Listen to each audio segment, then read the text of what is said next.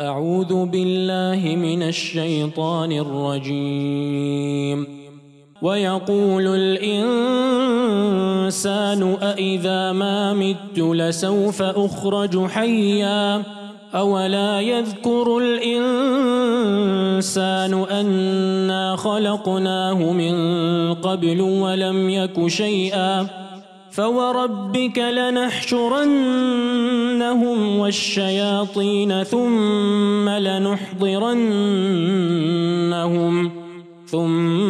لنحضرنهم حول جهنم جثيا ثم لننزعن من كل شيعة أيهم أشد على الرحمن عتيا ثم لنحن أعلم بالذين هم أولى بها صليا وإن منكم إلا واردها كان على ربك حتما مقضيا ثم ننجي الذين اتقوا ونذر الظالمين فيها جثيا وإذا تتلى عليهم آياتنا بينات قال الذين كفروا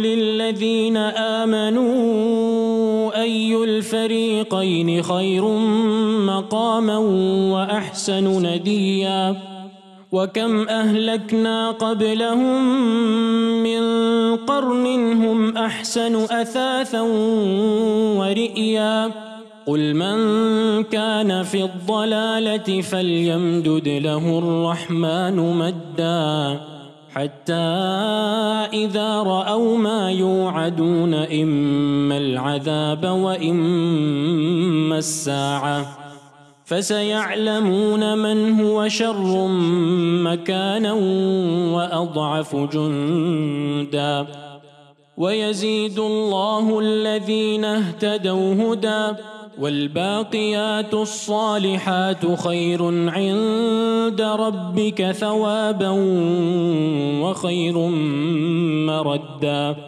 أفرأيت الذي كفر بآياتنا وقال لأوتين مالا وولدا أطلع الغيب أم اتخذ عند الرحمن عهدا كلا سنكتب ما يقول ونمد له من العذاب مدا ونرثه ما يقول ويأتينا فردا واتخذوا من دون الله آلهة ليكونوا لهم عزا كلا سيكفرون بعبادتهم ويكونون عليهم ضدا ألم تر أنا أرسلنا الشياطين على الكافرين تؤزهم أزا فلا تعجل عليهم إنما نعد لهم عدا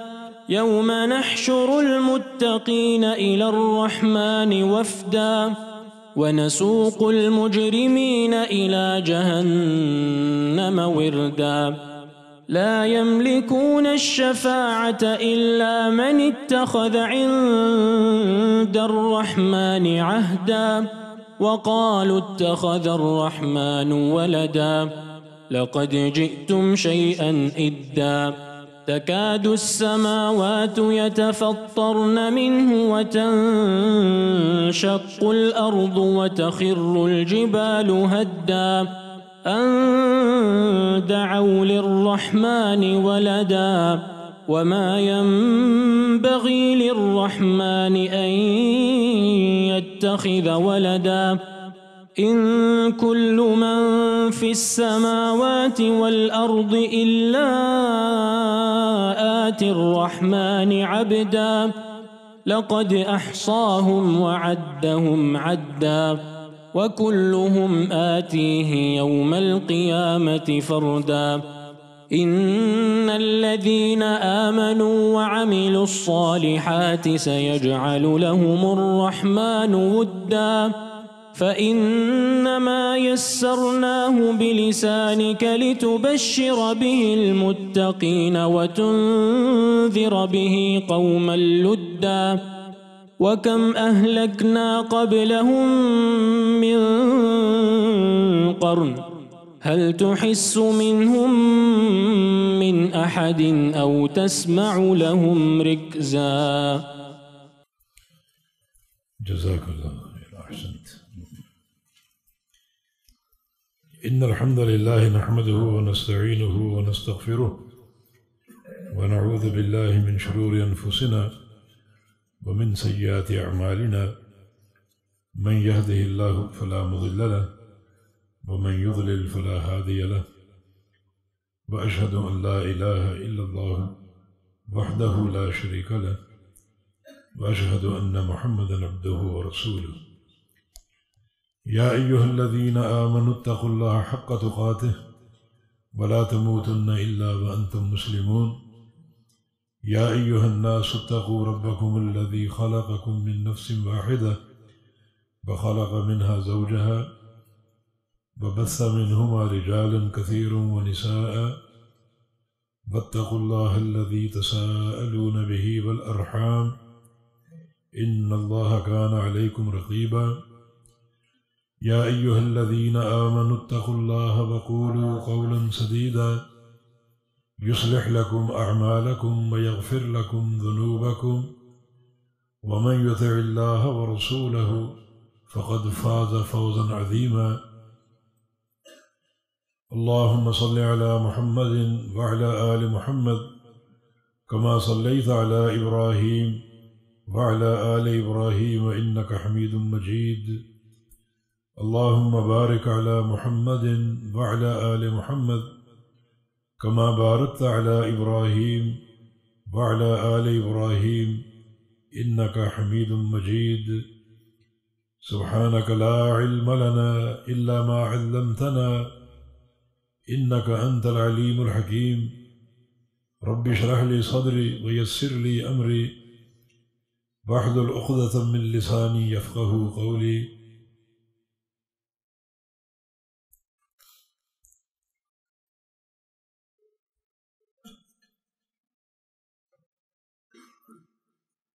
أعوذ بالله من الشيطان الرجيم من همزه ونفخه ونفثه. بسم الله الرحمن الرحيم. قل من كان في الضلالة فليمدد له الرحمن مدا. قل کہہ دیجئے، یہ مخاطب رسول اللہ صلی اللہ علیہ وسلم کی ذات گرامی، من کان فی الضلالۃ، جو لوگ گمراہی میں ہیں یا جو گمراہی میں ہے، جو گمراہی میں رہتا ہے، فَلْيَمْدُدْ لَهُ الرَّحْمَنُ مَدًّا، رحمان اس کے لیے ڈھیل دیتا ہے، مہلت دیتا ہے۔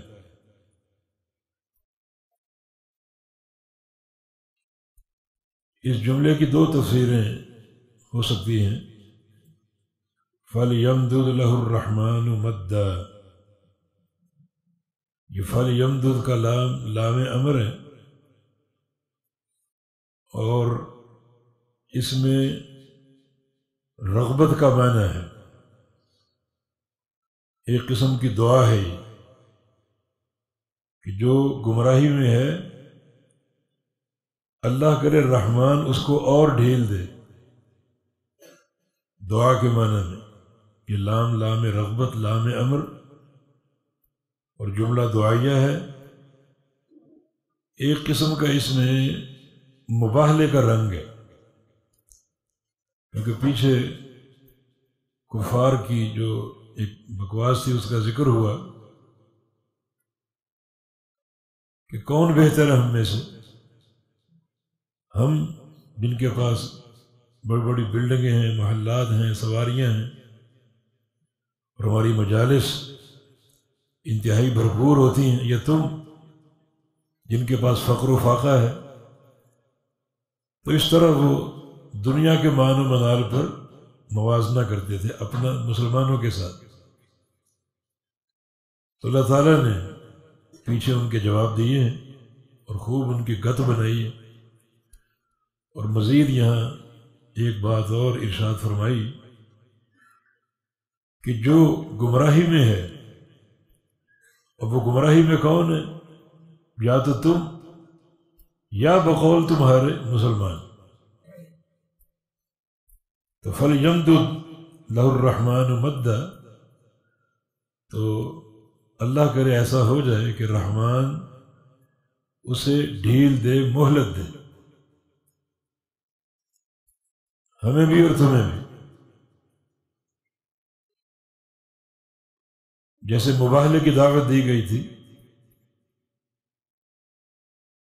فَإِنْ حَاجُّوكَ،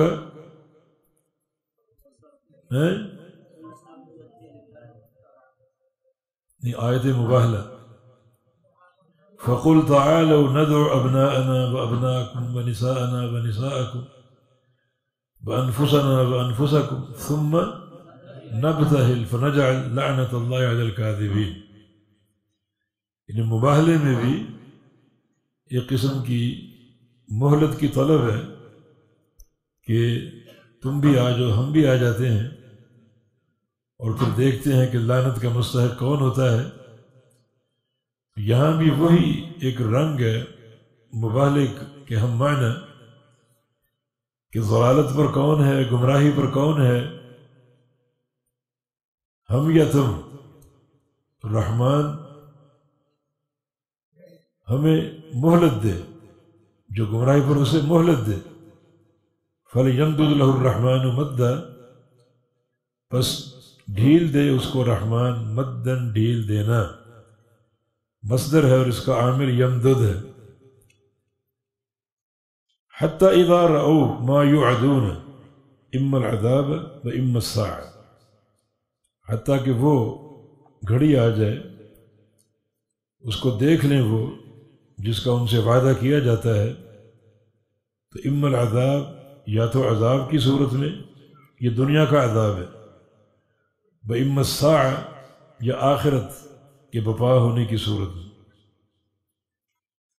کہ اللہ تعالیٰ ڈھیل دے حتیٰ کہ ہم یا تم ان میں سے کسی ایک مقام پر فائز ہو جائیں، یا دنیا کا عذاب مل جائے ہمیں یا تمہیں جو ضلالت پر ہے اسے، وَإِمَّا السَّاعَةَ، یا پھر قیامت بپا ہو جائے۔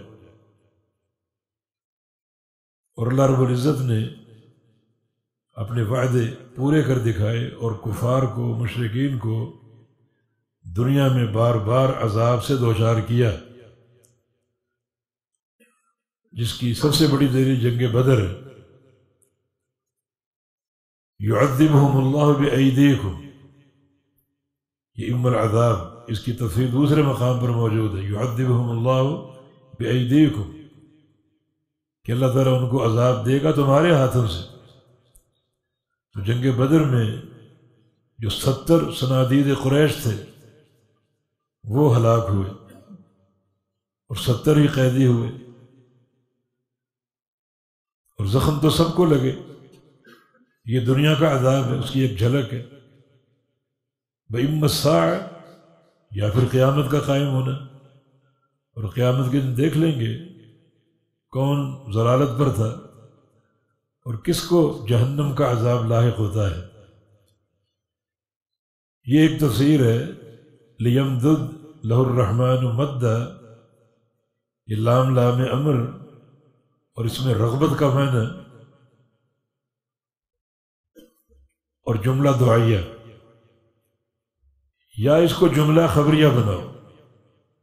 اللہ تعالیٰ خبر دے رہے کہ جو گمراہی میں ہے، گمراہی میں رہتا ہے یا گمراہی پر ہے، رحمان اس کو ڈھیل دے گا۔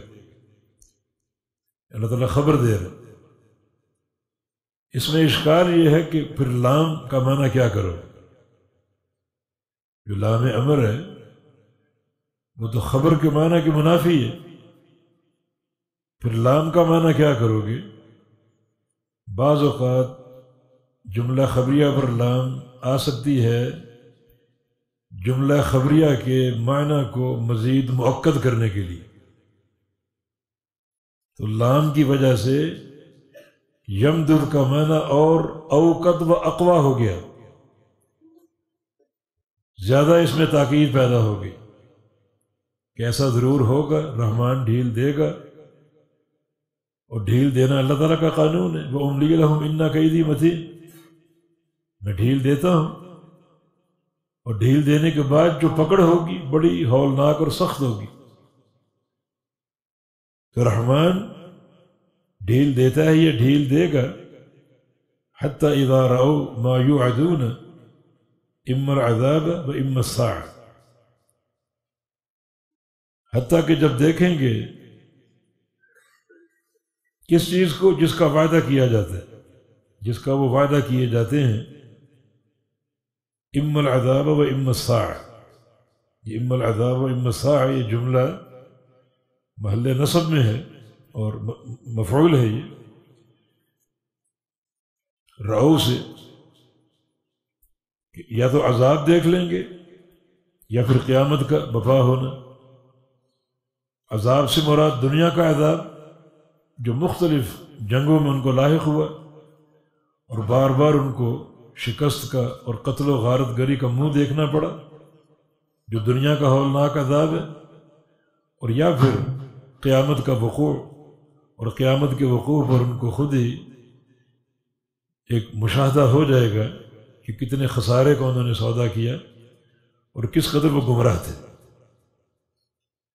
تو فَسَيَعْلَمُونَ مَنْ هُوَ شَرٌّ مَكَانًا وَأَضْعَفُ جُنْدًا، جب دنیا کا عذاب لاحق ہوگا، یہ قیامت قائم ہوگی، تو پھر وہ جان لیں گے کہ من هو شر مکانہ، کہ کون ہے برا باعتبار مقام اور مرتبے کے۔ جو آج مسلمانوں کو کہہ رہے ہیں کہ وہ مقام و مرتبے ہم سے کم ہیں کیونکہ بھوکے ننگے ہیں، نہ لباس ہے، نہ کھانا ہے، نہ خوراک ہے، تو جب یہ دنیا کا عذاب دیکھیں گے یا قیامت کا وقوع دیکھیں گے تو پھر ان کو ٹھیک ٹھیک علم ہو جائے گا من هو شر مکانہ، کہ کون ہے برا۔ یہ شر اسم تفضیل کا صیغہ ہے، اس کا جو حمزہ محذوف ہے اصل میں اشر ہے، یہ اشر، یہ شر اور خیر دونوں اسم تفضیل کے صیغے ہیں۔ شر اصل میں اشر ہے اور خیر اصل میں اخیر ہے، اور چونکہ یہ دونوں الفاظ کثرت سے استعمال ہوتے ہیں اس لیے تخفیفاً دونوں کے حمزے کو حذف کر دیا گیا، تو اشر سے شرن ہو گیا اور اخیر سے خیرن ہو گیا۔ فَسَيَعْلَمُونَ مَنْ هُوَ شَرٌّ مَكَانًا، تو ان قریب وہ جان لیں گے کہ کون ہے انتہائی برا باعتبار مرتبے اور مکان کے، وَأَضْعَفُ جُنْدًا، اور کون ہے انتہائی کمزور باعتبار جماعت اور لشکر کے۔ آج وہ کہتے ہیں ہماری مجلسیں دیکھو، ہماری رونقیں دیکھو، کیسے کیسے چہرے، عالی شان مجالس، تو جب یہ وقت آئے گا اللہ کے عذاب کا یا آخرت کا پھر ان کو علم ہو جائے گا۔ فَسَيَعْلَمُونَ من ہو، یہ من استفہامیہ ہے اور اس کو موصولہ بھی بنا سکتے ہیں، موصولہ بھی ہو سکتا ہے۔ جب موصولہ ہوگا تو یعلمون کا مفعول ہوگا، یہ محل منصوب ہوگا، تو فَسَيَعْلَمُونَ مَنْ هُوَ شَرٌّ مَكَانًا، تو جان لیں گے ان قریب ان کو جو برے ہیں باعتبار مکان کے، یہ موصولہ کا معنی ہے، اور جان لیں گے ان قریب کہ کون ہے باعتبار مکان کے شر، یہ استفہامیہ کا معنی ہے۔ وَأَضْعَفُ جُنْدًا، اور کون ہے انتہائی کمزور باعتبار لشکر اور جماعت کے اور باعتبار گروہ کے۔ یہ مکاناً جندن یہ سب تمیز ہیں، تمیزیں ان آیات میں کثرت سے آئی ہیں، جیسے مکاناً، جندن، ندیاً، اور پھر اثاثاً، رئیاً وغیرہ، یہ کافی تمیزیں ان آیات میں استعمال ہوئی ہیں، اور یہ ساری تمیزیں محولۃ الفاعل ہیں۔ اصل تقدیر عبارت میں یہ فاعل واقع ہوتی ہیں مگر ان کا اسلوب تبدیل کر کے ان کو تمیز بنایا گیا، اور جب ایک جملے کی اصل ساخت کو تبدیل کر کے کسی اور ساخت میں ان کو منتقل کرتے ہیں تو ان میں معنوی مبالغہ پیدا ہو جاتا ہے۔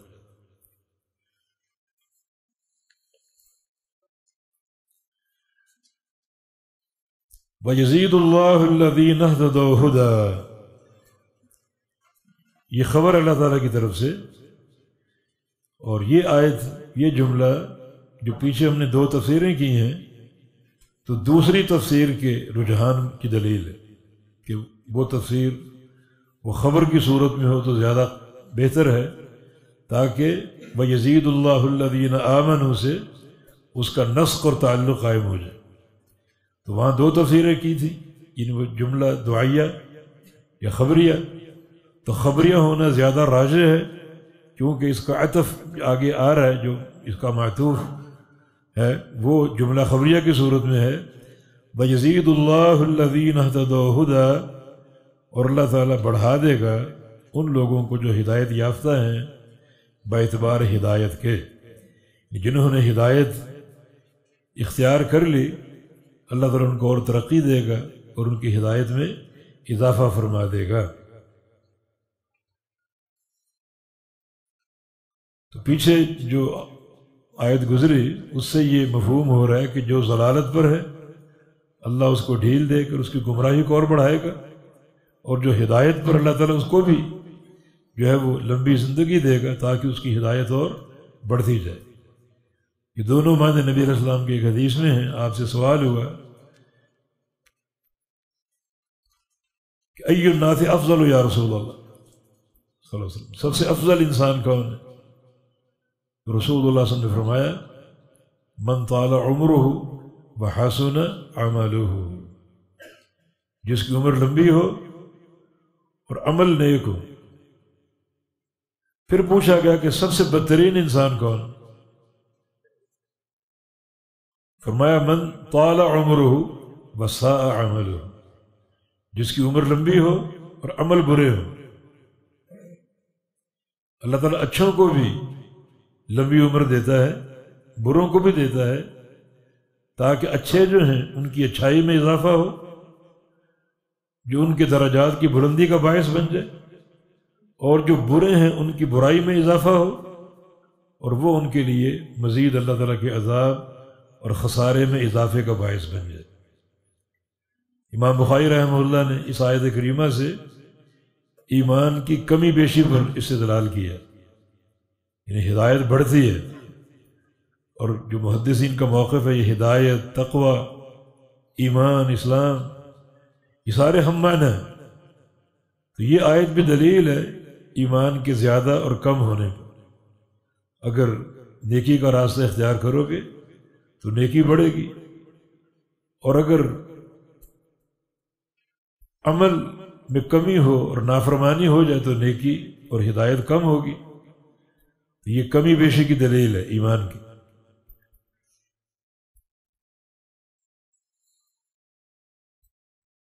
والباقیات الصالحات خیر عند ربک ثوابا وخیر مردا، اور باقی رہنے والی نیکیاں، الباقیات الصالحات، باقی رہنے والی نیکیاں، خیر زیادہ بہتر اور افضل ہیں، عند ربک آپ کے رب کے نزدیک، آپ کے رب کے ہاں، ثواباً باعتبار ثواب کے، بخیر اور زیادہ بہتر ہیں باعتبار انجام کی، مردہ. اب یہاں بھی تمیزیں استعمال ہوئیں، ثواباً اور مرداً، دونوں منصوب اور تمیز ہیں. تو والباقیات الصالحات، باقی رہنے والی نیکیاں، اس کی تفسیر میں کچھ علماء نے ہر عمل صالح کو باقیات الصالحات شمار کی، ہر عمل صالح، کیونکہ ہر نیکی کا اجر باقی اور قائم رہنے والا ہے. انسان خود کوشش نہ کرے اجر کو ضائع کرنے کی، مثلا شرک اختیار کر لے، بدعتی بن جائے، تو اس کا اجر ضائع ہو جاتا. لیکن اگر ان سارے محظورات سے وہ پاک ہے تو ہر نیکی باقی رہے گی، بلکہ بڑھتی چڑھتی رہے گی. اللہ تعالیٰ اپنے بندوں کے اعمال کا قدردان ہے. ان اللہ لا یضیع اجر المحسنین، وہ اجر ضائع نہیں کرتا اپنے محسن بندوں کا. وہ کہتے ہیں کہ ان نصوص کی روشنی میں ہر نیک عمل الباقیات الصالحات سے ہے۔ اور بعض علماء نے فرائض سے اس کی تفسیر کی ہے، جو اللہ تعالیٰ کے فرائض ہیں وہ الباقیات الصالحات ہیں، اور بعض علماء نے مخصوص معنی کیا ہے الصلوات الخمس، یہ پانچوں نمازیں الباقیات الصالحات ہیں۔ نبی علیہ السلام سے 2 حدیثیں مروی ہیں جن سے الباقیات الصالحات کا ایک معنی ہمارے سامنے آتا ہے۔ ابو درداء رضی اللہ عنہ، ان کی حدیث ہے، اللہ کے نبی صلی اللہ علیہ وسلم نے فرمایا تھا کہ سبحان اللہ والحمد للہ ولا الہ الا اللہ واللہ اکبر، یہ 4 کلمات، سبحان اللہ والحمد للہ ولا الہ الا اللہ واللہ اکبر۔ فرمایا کہ خذہن یا ابا الدرداء، ان کلمات کو پکڑ لو، لے لو، خذہن یا ابا الدرداء قبل ان یحال بینک و بینہن، قبل اس کے کہ تیرے اور ان کلمات کے درمیان کوئی چیز حائل ہو جائے، مثلا موت آ جائے یا کوئی مصروفیت آ جائے جو تجھے ان کلموں سے غافل کر دے، تو قبل اس کے کہ تیرے اور ان کلمات کے درمیان کوئی چیز حائل ہو، رکاوٹ ہو، ان کلمات کو لے لے۔ فہن الباقیات الصالحات، یہ کلمات الباقیات الصالحات، یہ کلمات الباقیات الصالحات ہیں، اور میں وہی من کنوز الجنہ، اور یہ کلمات جنت کے خزانے میں سے، جنت کے خزانے میں سے بھی کلمات۔ تو اس حدیث کی روح سے یہ 4 کلمات جو ہیں، سبحان اللہ والحمد للہ ولا الہ الا اللہ واللہ اکبر، ان 4 کلمات کو خود رسول اللہ صلی اللہ علیہ وسلم نے الباقیات الصالحات کہا۔ ابو درداء نے جب یہ حدیث سنی تو ان کا قول ہے لَأُحَلِّلَنَّ وَلَأُكَبِّرَنَّ اللَّهَ وَلَأُسَبِّحَنَّهُ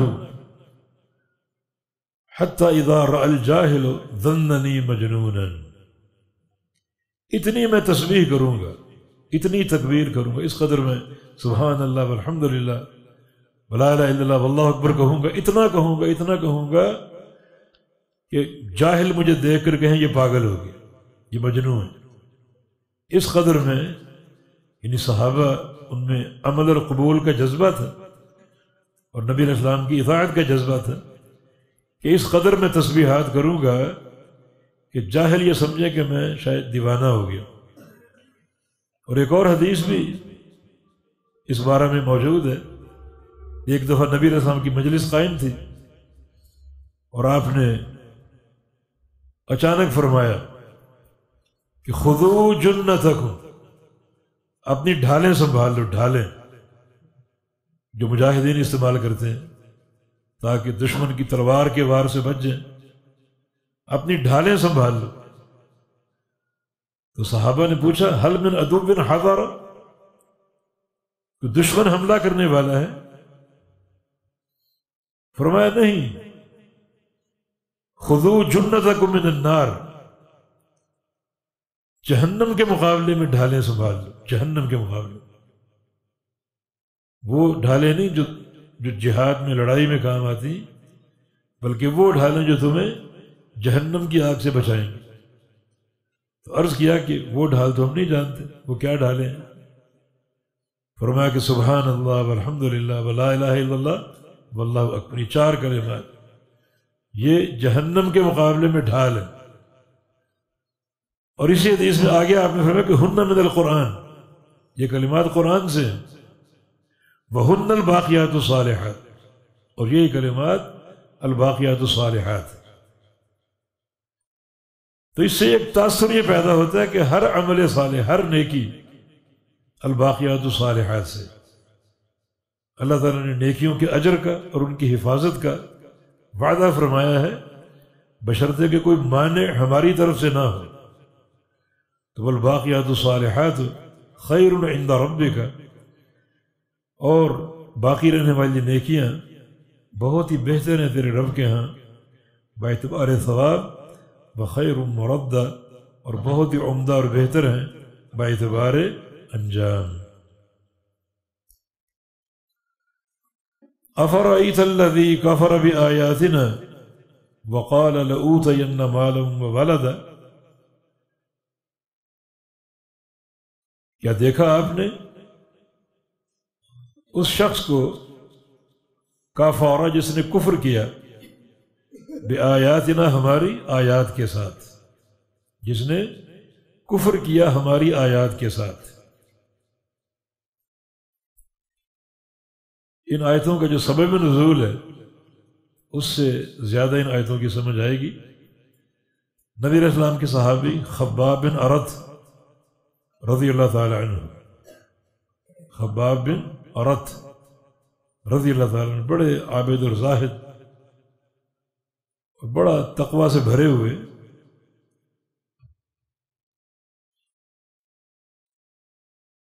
خباب بن ارت رضی اللہ عنہ، ان کا کچھ لین دین کا معاملہ تھا ایک کافر کے ساتھ جس کا نام تھا عاص بن وائل السہمی۔ عاص بن وائل السہمی، اس کے ساتھ کچھ لین دین کا معاملہ تھا۔ اس کے پاس چلے گئے، جا کے تقاضا کیا کہ آپ نے اتنا مال مجھے دینا ہے تو مجھے دے دو۔ تو اس نے کہا کہ میں تمہیں دے دیتا ہوں لیکن تم نبی علیہ السلام کے ساتھ کفر کرو، ان کا انکار کرو یا ان کی شان میں گستاخی کرو تو میں تمہیں تمہارا مال دے دیتا ہوں۔ انہوں نے کہا نہیں، ایسا تو ممکن نہیں ہے، مال اپنے پاس رکھو، تو میں اللہ کے نبی سے کفر نہیں کروں گا تو کافر مال نہیں دوں گا۔ تو خباب نے کہا رضی اللہ عنہ کہ کیا تم نے مرنا نہیں ہے اور اللہ کے سامنے پیش نہیں ہونا؟ کہا اچھا، ہم نے مرنا بھی ہے پھر دوبارہ زندہ بھی ہونا ہے، اللہ کے سامنے پیش بھی ہونا ہے، ہاں تو پھر اپنا مال وہاں لے لینا، پھر یہ مال وہاں لے لینا۔ کیونکہ اللہ نے ہمیں آج بھی دیا تو وہاں بھی دے گا، تمہیں نہ یہاں دیا نہ وہاں ملے گا، آج بھی ہمیں اللہ نے دیا تو کل بھی ہمیں وہاں دے گا۔ اس نے اپنی آخرت کو دنیا پر قیاس کیا، اہل قیاس میں سے تھا یہ کہ اللہ نے یہاں دیا تو وہاں بھی مل جائے گا۔ اس پر اللہ تعالیٰ نے یہ آیات نازل فرمائی، اس کو ڈانٹا، جھنجھوڑا اور تنبیہ فرمائی۔ افرأیت، کیا دیکھا آپ نے، الذی، اس شخص کو، کفر بآیاتنا، جس نے کفر کیا ہماری آیتوں کے ساتھ، اشارہ ہے عاص بن وائل السہمی کی طرف۔ وقال، اور کہا اس نے، لأوتین مالا وولدا، کہ میں ضرور دیا جاؤں گا مال اور اولاد وہاں بھی، یعنی قیامت کے دن بھی، دنیا میں بھی ملا وہاں بھی ملے گا۔ لأوتین، میں ضرور دیا جاؤں گا مالا، مال اور اولاد، ولدن، یہ قرات ہے، اور ایک قرات اور ہے اس کی، وہ بھی 7 قرات میں سے، ولدن، ولدن اور ولدن، یہ ولد جمع نہیں ہے بلکہ ولد اور ولد دونوں کا ایک ہی معنی ہے۔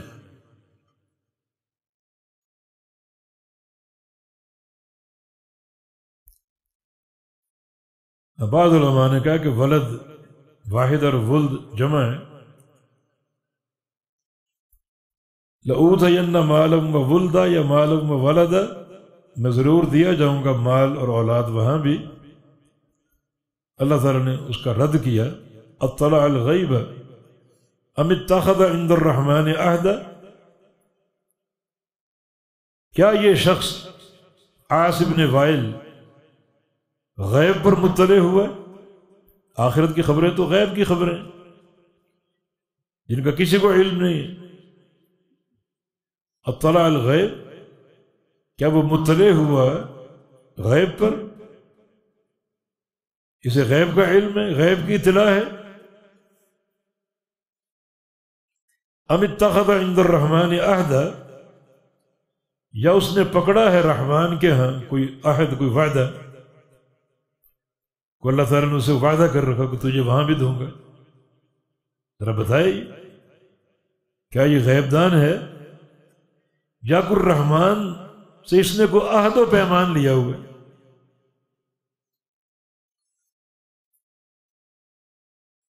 دونوں میں سے کون سی بات ہے؟ یہ غیب جانتا ہے یا کوئی رحمان سے فائدہ لے رکھا ہے؟ دونوں کا انکار، کلا، ایسا ہرگز نہیں ہے۔ نہ یہ غیب جانتا ہے اور نہ اس کے پاس رحمان کا کوئی عہد ہے، کوئی وعدہ ہے، ایسا بالکل نہیں ہے۔ یہ کلا، یہ ردع اور زجر کا کلمہ جو سابقہ جملے کے مضمون کا انکار کرتا ہے۔ سابقہ جملے کا مضمون کیا تھا کہ عاص بن وائل یا تو غیب جانتا ہے یا اس کے پاس کوئی عہد ہے رحمان کی طرف سے کہ وہاں بھی تجھے دوں گا، یہ سابقہ جملہ۔ تو کلا اس پورے مضمون کی نفی کر رہا ہے، ہرگز ایسا نہیں ہے، سابقہ جملے کا انکار۔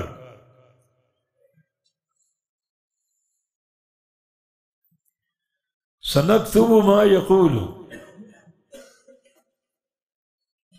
وَنَمُدُّ لَهُ مِنَ الْعَذَابِ مَدًّا۔ یہ سین، یہ کلمہ تصویف ہے، ان قریب ہم لکھیں گے جو یہ کہتا ہے، ان قریب ہم لکھیں گے جو یہ کہتا ہے، جو دعوے کر رہا ہے، یہاں بھی میرے پاس مال ہے، عزت ہے، وہاں بھی مجھے مال و منال ملے گا، اولاد ملے گی۔ ان قریب لکھنے کا معنی کیا ہے؟ لکھا تو فوری جاتا ہے۔ ما یلفظ من قول الا لدیہ رقیب عتید، ملائکہ موجود ہے لکھنے کے لیے، جو بات میں انسان کرتا ہے، جو کام کرتا ہے، وہ فوری لکھا جاتا ہے۔ ان قریب ہم لکھیں گے، یہ کلمہ تصویف کیوں ہے؟ اس سے مراد اس کا انجام ہے، جو اس نے باتیں کی وہ لکھی گئیں اور ان قریب اس پر ظاہر ہو جائیں۔ یہ تصویر سے مراد یعنی ان باتوں کا جو نتیجہ اور انجام ہے وہ اس پر ضرور ظاہر ہوگا اور ان قریب ظاہر ہوگا۔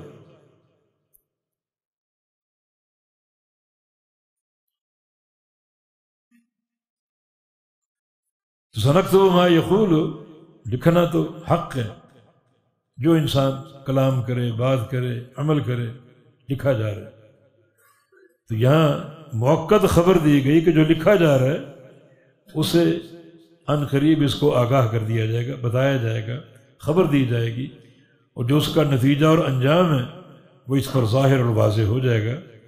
امام زمخشری نے جواب دیا، وَنَمُدُّ لَهُ مِنَ الْعَذَابِ مَدًّا، اور بڑھائیں گے اس کے لیے ہم عذاب، مدن بڑھانا، مصدر اور منصوب، یہ عامل اس کا نمد، وَنَمُدُّ لَهُ مِنَ الْعَذَابِ مَدًّا، اور ہم بڑھائیں گے، بڑھاتے رہیں گے اس کے لیے عذاب،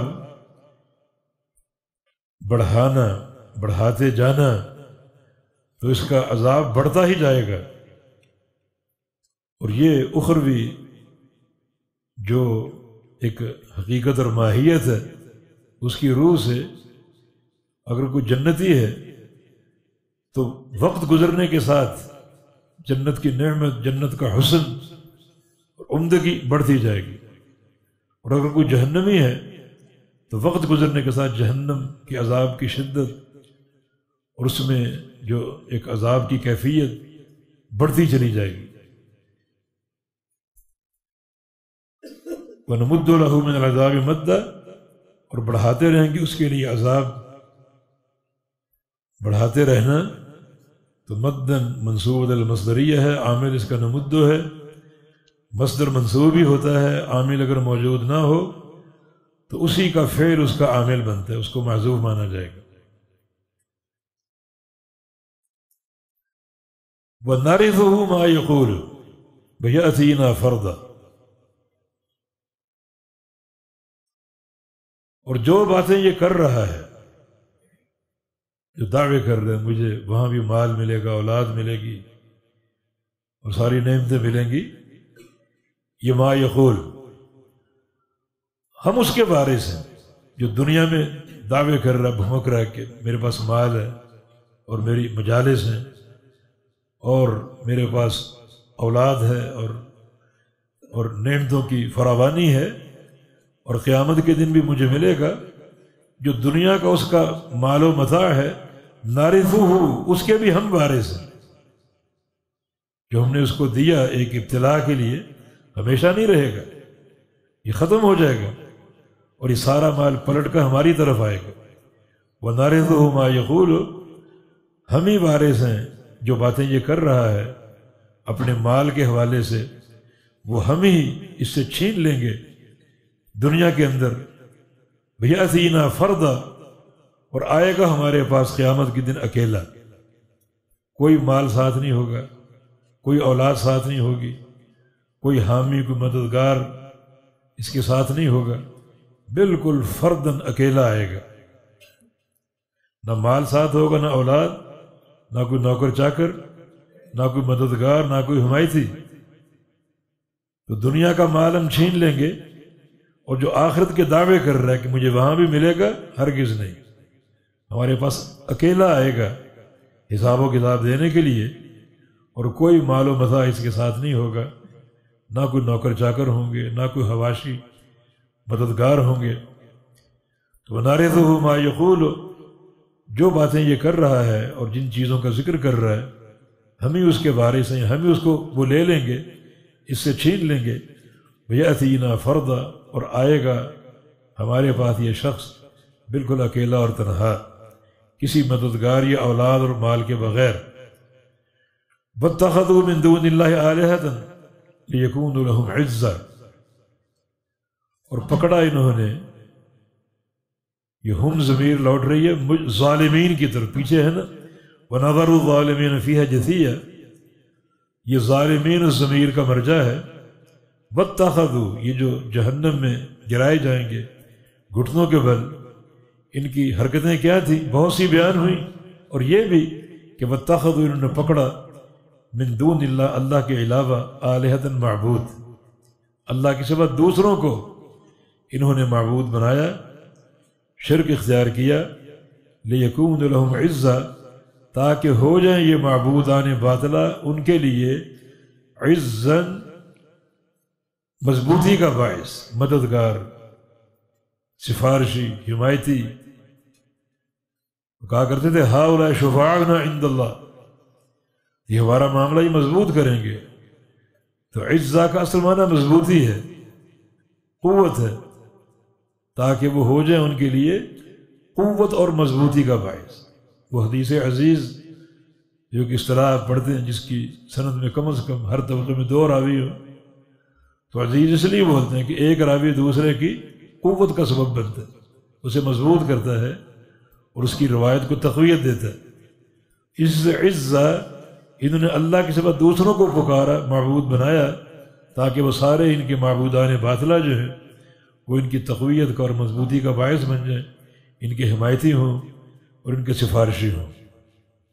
پھر وہی کلمہ کلا، یعنی سابقہ جملے کی نفی، کہ وہ معبودان باطلہ تم سمجھ تو تمہیں مضبوط کریں گے، تمہاری حمایت کا باعث بنیں گے، تمہارے سفارشی ہوں گے، یہ کلا، وہی کلمہ زجر، کلمہ ردع، سابقہ جملے کے مضمون کی نفی کرنے والا، ایسا ہرگز نہیں ہے۔ تم سمجھ تو تمہاری وہ عزت اور غلبے اور مضبوطی کا باعث ہوں گے، تمہارے حمایتی اور سفارشی ہوں گے، نہیں۔ سیکفرون بعبادتہم، وہ تو ان قریب انکار کر دیں گے ان کی عبادت کا، حمایت تو درکنار، عبادت ہی کا انکار کر دیں گے۔ سیکفرون بعبادتہم، یکفرون کی واو جو ہے، جو فاعل واقع ہو رہی ہے، یا تو اس ہم کا مرجع معبودان باطلہ، کہ ان قریب وہ انکار کر دیں گے ان کی عبادت کا، یہ سمجھ تمہارے حمایتی ہوں گے، حمایتی کیا، تمہارے دشمن ہوں گے، تمہاری عبادت کا انکار کر دیں گے۔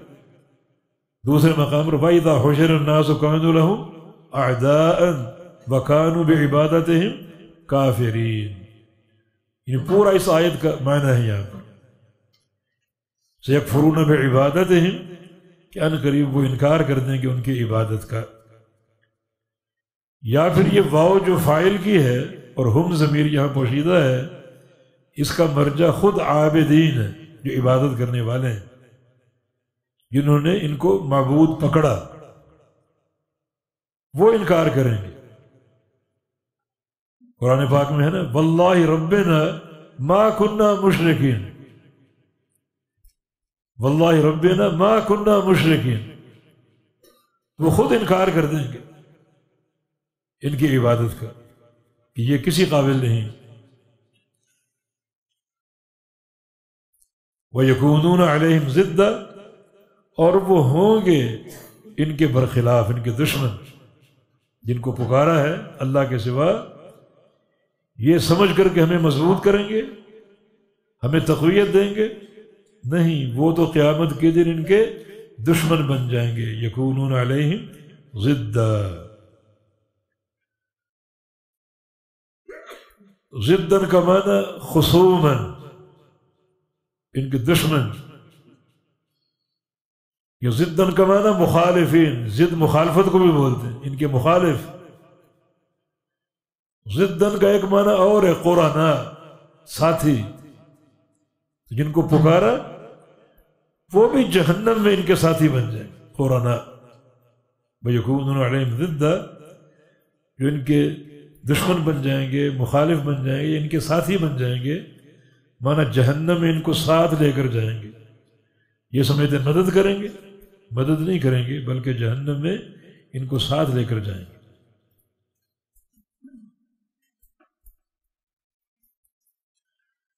أَلَمْ تَرَ أَنَّا أَرْسَلْنَا الشَّيَاطِينَ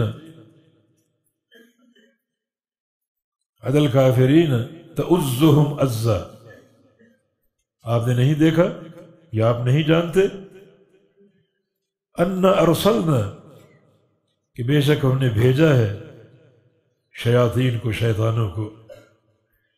یہ ارسلنا بمعنی قیضنا، مقرر کر دینا، مسلط کر دینا. یہ ارسلنا کا معنی اس معنی کی تائید دوسری آیت کرتی ہے من یعش عن ذکر الرحمن نقید له شیطان. یعنی شیطان کو بھیجنے کا معنی کیا ہے؟ ان پر مسلط کر دینا، ان پر مقرر کر دینا. وقیضنا لهم قرناء، یہ قرناء شیاطین جو ان پر مسلط کر دیے جائیں گے. آپ نے نہیں دیکھا، آپ نہیں جانتے ان ارسلنا الشیاطین کہ ہم نے شیطانوں کو مسلط کر دیا، مقرر کر دیا علی الکافرین، کافروں پر. تؤزہم عزا، جو انہیں بہت زیادہ گمراہ کرتے ہیں اور ان کو برانگیختہ کرتے ہیں ان کے کفر و شرک پر. یہ مزید ان کے لیے توبیخ ہے، ایک ان کی ضلالت، دوسرا ان کا عمل، اور تیسرا شیاطین پر مسلط کر دیے تاکہ وہ شیاطین اور ان کو اکسائیں اور ان کو ابھاریں کفر اور شرک پر. تو تعزہم عزا، جو انہیں خوب گمراہ کرنے پر اکساتے ہیں اور برانگیختہ کرتے ہیں اور گمراہ کرنے پر پوری طرح تلے ہوئے ہیں. شیطان قطعاً انسان کا دوست نہیں، دشمن ہے، تو پورا وہ گمراہ کا ہر موقع استعمال کرے گا. یہ مزید ان کے لیے اللہ تعالیٰ کے عذاب کی شدت اور اللہ کے غیظ و غضب کا ذریعہ بنے گا. وَأَلَمْ تَرَ أَنَّا أَرْسَلْنَا الشَّيَاطِينَ، کیا نہیں دیکھا تو نے کہ ہم نے شیاطین کو مسلط کر دیا ان کافروں پر. تَؤُزُّهُمْ عَزًّا، جو مزید انہیں ابھارتے ہیں، اکساتے ہیں کفر پر اور گمراہی پر.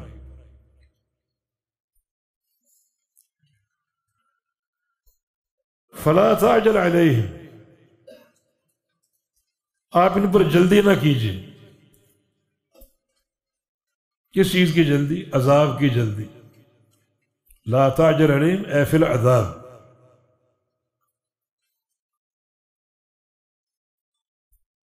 جلدی عذاب واقع ہو، انہیں اپنی لپیٹ میں لے لے، آپ جلدی نہ کیجیے. کیوں؟ ہمارے ہاں ہر شے کا وقت مقرر ہے. جو ہماری حکمت بالغہ کے ساتھ، تو آپ جلدی ان کا عذاب طلب نہ کیجیے، جلدی عذاب آئے گا، یہ عذاب کے مستحق ہے، لیکن مزید ان کو جب ڈھیل ملے گی تو ان کا تمرد، ان کی سرکشی، طغیانی اور گمراہی اور بڑھے گی، تو اور زیادہ یہ عذاب کی شدت کا شکار ہوں گے۔ تو آپ جلدی نہ کیجیے، لا تعجل علیہم اے لا تعجل علیہم فی وقوع العذاب، عذاب قائم کرنے کے حوالے سے آپ جلدی نہ کیجیے۔ انما نعد لہم عدا، ہم ان کے لیے شمار کرتے ہیں، شمار کرنا، نعد لہم عدا، ہم ان کے لیے شمار کرتے ہیں، شمار کرنا، کس چیز کو شمار کرتے ہیں؟ علماء کی 3 تفسیریں اس بارے میں، ایک نعد ایامہم، ان کے دن گن رہے ہیں، نعد اعوامہم وشہورہم وایامہم وساعاتہم ودقائقہم، ان کے سال، ان کے مہینے، ان کے دن، ان کے گھنٹے، ان کے منٹ اور سیکنڈ ہم ایک ایک کر کے شمار کر رہے ہیں، اور جب وقت آئے گا ان کو پکڑ لیں، ایسا پکڑنا جو بڑا ہولناک ہوگا۔ ایک تفسیر نعد لہم عدا کی۔ دوسرا نعد انفاسہم، ہم ان کی ایک ایک سانس کو گن رہے ہیں، انفاس یہ نفس کی جمع ہے، نفس کی، فا پر فتح، ایک ہے نفس اور ایک ہے نفس، نفس ان کی جمع نفوس ہے اور نفس ان کی جمع انفاس، جس کا معنی سانس، ایک ہے نفیس، اس کی جمع نفائس ہے، تو یہاں پر انفاس، ان کے انفاس، ان کی سانسیں ہم گن رہے ہیں۔ تیسری تفسیر ہے نعد اعمالہم، ہم ان کے عمل شمار کر رہے ہیں، اور جو وقت ہم نے رکھا ہے ان کے لیے وہ وقت آئے گا اور ان کو ہم پکڑ لیں گے، یہ ہماری پکڑ سے محفوظ اور دور نہیں ہے۔ انما نعد لہم عدا۔ یہ مامون کی مجلس میں کچھ فقہا بیٹھے ہوئے تھے، تو یہ آیت کریمہ سامنے آ گئی، انما نعد لہم عدا۔ تو ایک فقیہ تھے ابن سماک، معروف ہیں، عالم بھی تھے، صاحب تقوی، تو ان سے کہا مامون نے کہ اس کی آپ تفسیر کریں، اس آیت کی آپ تفسیر کریں۔ تو ابن سماک نے ایک مختصر جملہ کہا، اذا كانت الانفاس بالعدد ولم يكن لها مدد فما اسرع ما تنفد۔ جب سانسیں گنی جا رہی ہیں، ولم تکن لها مدد، اور ان میں اضافہ ممکن نہیں ہے، جو سانس اللہ نے لکھی ہیں اتنی ہی سانسیں ہم نے لینی، ان میں اضافہ ممکن نہیں، تو کتنا جلدی زندگی کا خاتمہ ہونے والا اور سانسوں کا خاتمہ ہونے والا، کتنا جلدی، اور کسی کو علم نہیں ہے کتنی سانسیں مزید لینی ہیں، کہ کوئی نہیں جانتا۔ عبداللہ بن عباس رضی اللہ عنہما ان آیات کو پڑھ کے رویا کرتے تھے اور کہا کرتے تھے کہ آخر العدد خروج نفسک، جو اللہ تعالیٰ شمار کر رہا ہے ہمارے دنوں کو، گھنٹوں اور سیکنڈوں کو، اور ہمارے سانسوں کو، تو آخری جو سانس جو شمار ہوگی اس میں آپ کی جان نکل جائے گی۔ آخر العدد فراق و اہلک، جو آخری سانس نکلے گی اس میں آپ نے اپنے اہل و عیال، بیوی بچوں کو چھوڑ جائیں گے، اور آخر العدد دخول قبرک، اور جو آخری سانس جب نکل جائے گی تو آپ قبر میں داخل ہو جائیں گے۔ یوم نحشر المتقین الی الرحمن وفدا،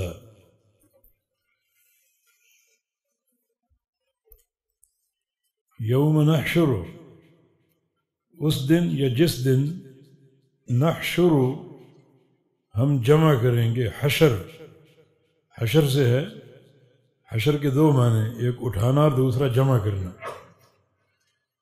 جس دن ہم اٹھائیں گے یا جمع کریں گے متقین کو، پرہیزگاروں کو، الی الرحمن، رحمان کی طرف، وفداً، وفد کی صورت میں، وفد جمع ہے، اس کا واحد ہے وافد. وافد اس کی جمع وفدن، جیسے راکب اس کی جمع رکبن، یا صاحب کیا اس کی جمع صحبن. یہ وزن عام ہے لغت عرب میں. اور وفد سے مراد شاہی مہمان، وہ لوگ جو بادشاہ کے پاس آئیں، خاص لوگ کسی اہم حاجت کے پیش نظر، کسی اہم کام کے پیش نظر جو بادشاہ کے پاس آئیں تو اس کو وفد کہا جاتا ہے، جس کی جمع وفود بھی آتی ہے. تو وفد کا معنی شاہی مہمان. اب ترجمہ کیا بنے گا؟ جس دن ہم جمع کریں گے متقین کو رحمان کی طرف وفدن، بطور شاہی مہمان کے، بطور اللہ تعالیٰ کے مہمان کے. تو یہ متقین کا اعزاز ہے، اور اللہ تعالیٰ انہیں جمع کرے گا شاہی مہمان کے طور پر. اور شاہی مہمان پیدل نہیں آیا کرتے، اس لیے کتب تفسیر میں ان کی 3 قسم کی سواریاں ذکر ہیں. بعض کتب میں نجائب، عمدہ گھوڑے، گھوڑوں پر سوار، اور بعض میں نوق، ناقہ کی جمع عمدہ اونٹنیاں. اور حافظ کثیر نے ایک روایت نقل کی ہے، جب دوسرا سور پھونکا جائے گا اور قبروں کو پھاڑا جائے گا، کھولا جائے گا، اور قبروں کے مردے زندہ ہو کر باہر نکلیں گے، تو جو متقین ہوں گے وہ اپنے سامنے ایک سواری دیکھیں گے، پوچھیں گے کہ تم کون ہو، کیا ہو تم؟ تو وہ کہے گی کہ تم مجھے نہیں جانتے؟ ہاں نہیں جانتے. تو کہے گی میں تمہارے نیک اعمال ہوں، تمہارے نیک اعمال ہوں، تمہارے حج، تمہاری نمازیں، تمہارے روزے. زندگی میں نے تم پر سواری کی ہے، کبھی تم سے حج کروایا، کبھی تم سے نمازیں پڑھوائیں، کبھی جہاد کروایا، کبھی عمرے کروائے، کبھی صدقات دلوائے. تو زندگی میں نے تم پر سواری کی. اب آج جب کہ قیامت قائم ہو چکی، تم میرے سوار ہو. چنانچہ اس سواری پر سوار ہو کر متقین جو ہیں رحمان کی طرف جمع ہوں گے بطور وفد کے اور بطور شاہی مہمان کے. جعلنا اللہ منہم.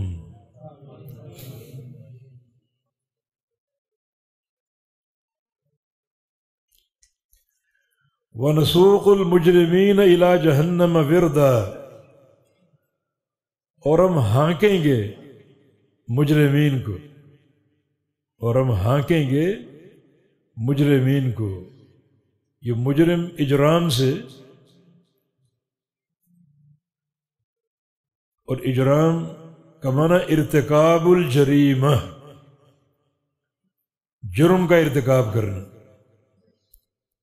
قرآن حکیم میں جہاں بھی مجرم کا ذکر ہے تو رباعی ذکر ہے، اجرم سے، اجرم یجرم اجراما، جبکہ یہ جارم یجرم جرمن بھی آتا ہے، جارم اور مجروم،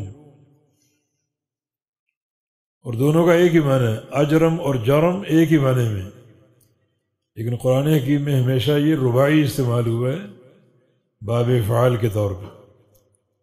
وَنَسُوقُ، اور ہانکیں گے ہم مجرموں کو اِلَى جَهَنَّمَ وِرْدًا، جہنم کی طرف، وردن پیاسے، یعنی پیاس سے ہلکان ہوں گے. اس کی شدت کتنی ہوگی؟ یہی کافی ہے کہ سورج 1 میل کے فاصلے پر ہوگا تو وہ حدت اور تیزی انہیں کس قدر جھلسائے گی اور کس قدر پیاسا مارے گی. تو یہ مجرمین کا انجام ہے جن کو جہنم کی طرف ہانکا جائے گا، بالکل پیاسے۔ متقین بطور شاہی مہمان کے حاضر ہوں گے، اور مجرمین پیاس سے ہلکان جہنم کی طرف ہانکے جائیں گے۔ قرآن حکیم میں دو فرشتوں کا ذکر ہے، سائق اور شہید، ایک ہانکنے والا اور دوسرا گواہی دینے والا۔ وجاءت کل نفس معها سائق و شہید، ہر انسان آئے گا، اس کے ساتھ دو فرشتے ہوں گے، ایک سائق اس کو ہانکنے والا، دوسرا شہید اس کے اعمال کی گواہی دینے والا۔ وہ پکارتا ہوا آئے گا کہ یہ بندہ ایسا ایسا ایسا۔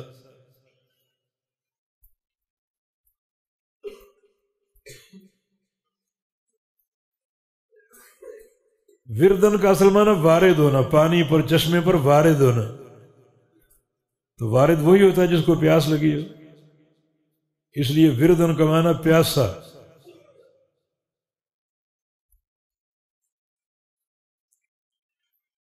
لا یملکون الشفاعۃ الا من اتخذ عند الرحمن عہدا، اور وہ شفاعت کے، سفارش کے مالک نہیں ہوں گے، انہیں شفاعت کا، سفارش کا کوئی اختیار نہ ہوگا۔ یہ جملہ مستأنفہ ہے جہاں سے کلام شروع ہو رہا ہے،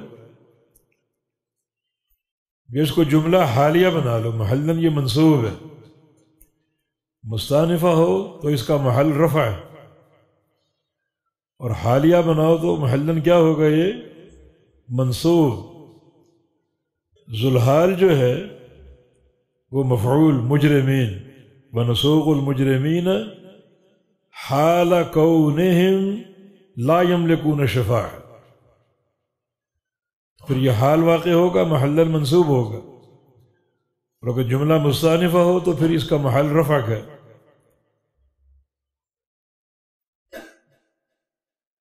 لا یملکون شفاعت، وہ شفاعت کا اختیار نہ رکھیں گے۔ اس کا معنی یہ ہے کہ وہ شفاعت کے مستحق نہ ہوں گے، نہ ان کے پاس شافع بننے کا اختیار ہوگا، نہ مشفوع ہونے کا، نہ مرضی سے کسی کی شفاعت کریں گے، نہ مرضی سے کسی کی شفاعت حاصل کر سکیں گے، کوئی شفاعت کا اختیار نہ ہوگا، لا شافعا ولا مشفوعا، فما تنفعهم شفاعت الشافعین۔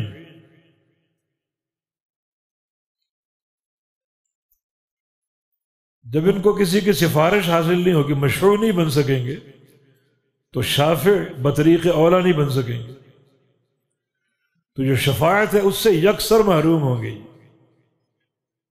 نہ شافع بن سکیں گے نہ مشفوع بن سکیں گے۔ ہاں الا من اتخذ عند الرحمن عہدا، یہ جملہ یہ بات واضح کر رہا ہے کہ لا یملکون الشفاعہ جو حال ہے، اس کا ذوالحال دونوں ہیں، نحشر المتقین اور نسوق المجرمین حال کونہم لا یملکون الشفاعہ، اور واقعی شفاعت کا مالک کوئی نہیں ہے۔ آگے استثناء ہے جس کی بنا پر نحشر المتقین اس ضمن میں اس کا آنا درست ہو گیا، سوائے اس کے جس نے پکڑا ہو رحمان کی طرف سے عہد شفاعت کا، کوئی قول و قرار، اللہ تعالیٰ کی طرف سے کوئی عہد شافع یا مشفوع ہونے کا۔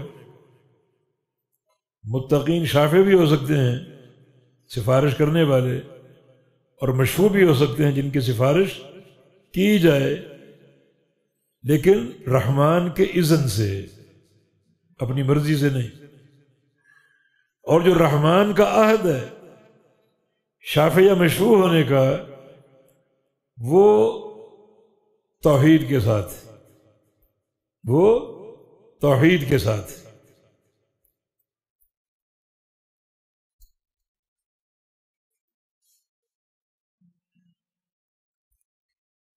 جس پر بے شمار حدیثیں موجود ہیں. من اسعد الناس بشفاعتک یوم القیامہ، صحیح بخاری کی حدیث. تو آپ نے کیا فرمایا؟ اسعد الناس بشفاعتی یوم القیامہ من قال لا الہ الا اللہ خالصا من قلبہ، کہ میری شفاعت کسے نصیب ہوگی؟ جس نے لا الہ الا اللہ کا اقرار، اعتراف، اس کی تصدیق اور اس کا صحیح فہم اور اس کے تقاضوں پر صحیح عمل یہ سب کیا ہو، وہ میری شفاعت کا مستحق ہو. یہ الا من اتخذ عند الرحمن عہدا، جس نے رحمان کے ہاں عہد لیا ہو، اور یہ عہد عموماً موجود ہے موحدین کے لیے. اس کا معنی نبیوں کے علاوہ بھی لوگ شفاعت کریں گے، متقین ایک دوسرے کی شفاعت کریں گے. اور بہت سے اس کے نظائر موجود ہیں. نبی علیہ السلام کی ایک حدیث ہے، لیدخل الجنت بشفاعت رجل من امتی اکثر من بنی تمیم، ان اللہ یدخل الجنت بشفاعت رجل من امتی اکثر من بنی تمیم. اللہ تعالیٰ میری امت کے صرف ایک ہی بندے کی شفاعت سے اتنے لوگوں کو جنت کا داخلہ عطا فرمائے گا کہ ان کی تعداد بنو تمیم قبیلے کے لوگوں کی تعداد سے زیادہ ہوگی، ایک بندے کی شفاعت سے. بنو تمیم جن کا آغاز اسماعیل علیہ السلام سے، تمیمی اولاد اسماعیل سے، اور یہ قیامت تک رہیں گے، آتے رہیں گے. کیونکہ نبی علیہ السلام کی حدیث ہے کہ بنو تمیم جو ہیں وہ میری امت میں دجال کے مقابلے میں سب سے سخت ہوگی، اور دجال کا مقابلہ کریں گے. آج بھی موجود ہیں، قیامت تک رہیں گے. اور میری امت کے ایک ہی بندے کی شفاعت سے اللہ تعالیٰ بنو تمیم قبیلے کے افراد سے زیادہ لوگوں کو جنت کا داخلہ عطا فرمائے گا. اور اس شفاعت کا مقام بڑا اہم ہے، اس لیے بہت سے صحابہ نبی علیہ السلام کے پاس آتے اور شفاعت کا تقاضا کرتے. سیدنا انس بن مالک نے تقاضا کیا، ابو عبیدہ بن جراح نے کیا، اور ابو موسیٰ اشعری نے کیا، اور غالب عمرو بن عاص نے بھی کیا، عبداللہ بن عمرو بن عاص نے. اور آپ نے ان سے وعدہ کیا کہ میں تمہاری شفاعت کروں گا. پھر یقیناً آپ نے سوچا ہوگا وما ينطق عن الهوى کہ آج تو یہ لوگ آ رہے ہیں مجھ سے شفاعت کا تقاضا کر رہے ہیں، میں ان سے وعدہ کر رہا ہوں جو لوگ میرے بعد آئیں گے وہ کس سے تقاضا کریں گے. تو پھر آپ نے ایک اصول بیان کر دیا تاکہ صحابہ غیر صحابہ وہ سب کو شامل ہو جائے. وَهِيَ نَائِلَةٌ لِمَن مَّاتَ مِنْ أُمَّتِي لَا يُشْرِكُ بِاللَّهِ شَيْئًا. اب یہ شفاعت ہر اس بندے کو نصیب ہوگی، وہ میرے پاس آ کے فائدہ لے یا نہ لے، جو شرک پر نہ مرا، جس کی موت توحید پر، جس نے کبھی شرک نہ کیا، جس کی موت توحید پر آئے، تو وہ یقیناً شفاعت کا مستحق ہوگا.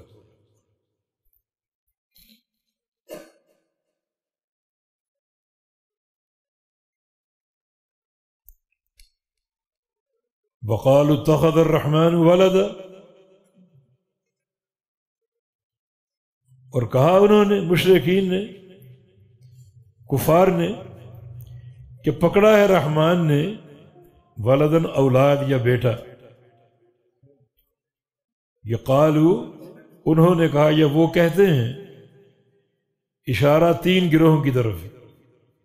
یہود جو کہتے تھے عزیر اللہ کا بیٹا، نصارہ جو کہتے تھے عیسیٰ اللہ کا بیٹا، اور مشرکین مکہ جو کہتے تھے فرشتے اللہ کی بیٹیاں. یہ قالوا کہتے ہیں وہ، الیہود والنصارى والمشرکون، کیا کہتے ہیں؟ اتخذ الرحمن ولدا، کہ رحمان نے اولاد اختیار کی ہے، اولاد پکڑی ہے، یہ رحمان کی اولاد ہے، نعوذ باللہ. لقد جئتم شیئا ادا، लक़द जिअतुम शैअन इद्दा, तुम लाए हो एक ऐसी चीज जो इंतहाई बुरी, इंतहाई शनी, अल अमर शनी, शैअन इद्दा, इद बोलते हैं अल अमर शनी सअब, भारी और बुरी चीज, हौलनाक चीज। ये अकीदा अपना करके रहमान की औलाद है। लक़द जिअतुम शैअन इद्दा, तुम लाए हो एक बहुत ही हौलनाक और बहुत ही बुरी चीज, अल अमर शनी अस्सअब, बहुत ही भारी, बुरी और हौलनाक चीज तुम लाए हो रहमान के लिए बेटे का अकीदा रखकर। इतनी हौलनाक है कि तकादुस समावातु यतफत्तरन मिन्हु, इस अकीदे से करीब था कि आसमान फट जाए। तकादुस समावातु, ये तकादु के दो माने, एक तो कादा यकादु माना शरा, शुरू होना, करीब होना, कारुबा। जो तुमने ये अकीदा रखा कि रहमान की औलाद है, तुम्हारी इस बात को सुनकर करीब था कि आसमान फट जाए। और कादा यकादु का एक माना अरादा युरीदु, आसमानों ने इरादा कर लिया था फट जाने का तुम्हारे इस हौलनाक अकीदे को सुनकर। तो तकादु समावातु यतफत्तरन मिन्हु, एक क़िराअत में यनफतिरन भी है, दोनों का माना एक ही है। करीब था, यह इरादा था आसमानों का कि फट जाए वो, मिन्हु, तुम्हारी इस बात से, यानी अल्लाह की औलाद है इस बात से। वो तनशक्कुल अर्द, और जमीन भी शक हो जाए, जमीन भी फट जाए। बतखिर्रुल जिबाल, और गिर जाए पहाड़, हद्दा, रेजा रेजा होकर। हद इसका असल माना है इन्हिदामुन व तफर्रुकुन सरीअन, गिर जाना और तेजी से रेजा रेजा होकर फैल जाना। इतनी ये भारी बात तुमने की है कि ये भारी भरकम पहाड़ भी तुम्हारी इस बात का बोझ बर्दाश्त न कर सकें और गिर जाएं और जर्रे बनकर बिखर जाएं। ये बतखिर्रुल जिबालु हद्दा, और पहाड़ भी गिर जाएं, जर्रे बनकर बिखर जाएं तुम्हारी इस बात से, इस बात के वजन से। इससे ये साबित हुआ कि जिनका ये अकीदा है गो वो इंसान है, लेकिन ये पहाड़, ये जमादात उनसे अफजल है। वो इस बात का वजन बर्दाश्त ना कर सके, इस बात की हैबत और हौलनाकी ना सह सके, उन्होंने फटने का और गिरने का, रेदा रेदा होने का इरादा कर लिया। मोहम्मद इब्न कअब उलमाए तफसीर में से उनका कौल है कि कादा अअदाउल्लाहि अन तुकीमु अलैना अस्साअ, अल्लाह के दुश्मनों ने करीब था हम पर क़यामत कायम कर देते अपने इस अकीदे से कि अल्लाह की औलाद है। जब पहाड़ गिर जाते, जमीनें शक हो जाती, आसमान सारे के सारे जर्रे जर्रे बनकर गिर जाते, तो ये क़यामत ही तो है। तो करीब था कि ये आदाउल्लाह जो हैं, अल्लाह के दुश्मन, इनकी नहूसतों से हम पर क़यामत कायम हो जाती। तो ये जमादात हैं, पत्थर हैं, मगर इंसानों से अफजल। हालांकि इंसान अशरफुल मखलूक़ात, मगर अपने इस गंदे अकीदे की बिना पर वो इतना गिर गया कि एक जमात उनसे अफजल है। बल्कि जो भी शिरक करता है वो सबसे बदतर, सबसे बदतर, उलाइकुम शर्रुल बरिया, सारी मखलूक़ात में सबसे बदतर है।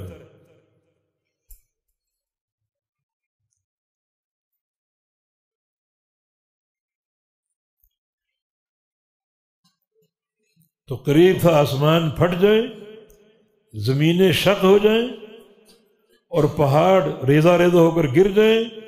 क्यों? ان دعوا للرحمن ولدا، کہ وہ رحمان کے لیے اولاد بنانے اور ثابت کرنے پر تل گئے کہ رحمان کی اولاد انہوں نے ثابت کرنے کی کوشش کی، للرحمن، رحمان کے لیے والدہ اولاد، وہی دوسری قدر ولدن بھی ہے، رحمان کے لیے اولاد ثابت کرنے کی انہوں نے کوشش کی، اس عقیدے کی بنا پر قریب تھا کہ آسمان زمینیں شق ہو جائیں، پھٹ جائیں اور پہاڑ ریزہ ریزہ ہو کر گر جائیں۔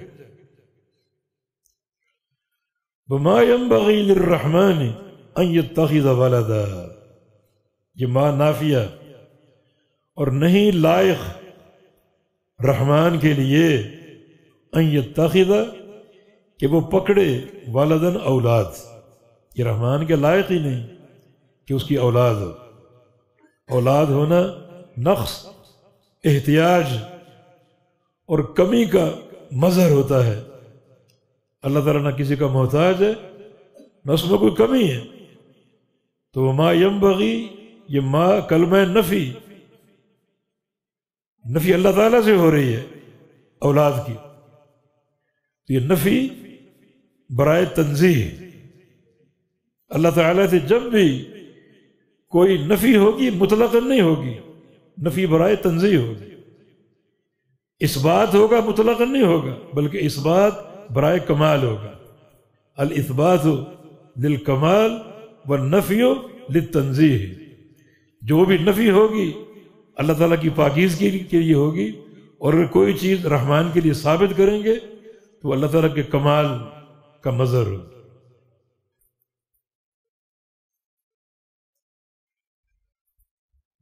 اور نہیں لائق رحمان کے لیے یہ تخذ ولدن، کہ وہ پکڑے اولاد۔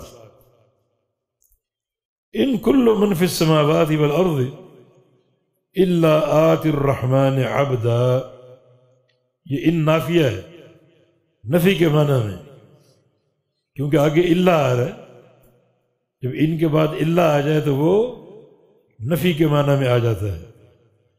تو معنی کیا کریں کہ نہیں ہے وہ سب جو آسمانوں میں اور زمینوں میں، الا مگر وہ، آتی الرحمن آنے والے ہیں رحمان کے پاس، عبدن غلام کے حال میں، عبدن حال ہے یہ، آتی الرحمن عبدا، وہ آنے والے ہیں رحمان کے پاس بطور عبد کے، درا حالانکہ وہ عبد ہوں گے، غلام ہوں گے۔ اس سے بعض لوگوں نے استدلال کیا ہے کہ ابن پر عبد کا اطلاق نہیں ہوتا۔ اللہ تعالیٰ بتانا چاہتا ہے کہ رحمان کی اگر اولاد ہو تو اولاد پھر اللہ کی ایک شان سے آئے گی، لیکن نہیں، سب عبد بن کر آئیں گے، وہ عیسیٰ ہوں، عزیر ہوں، ملائکہ ہوں۔ جب قیامت بپا ہوگی سب کا حشر رحمان کی طرف ہوگا بطور عبد کے۔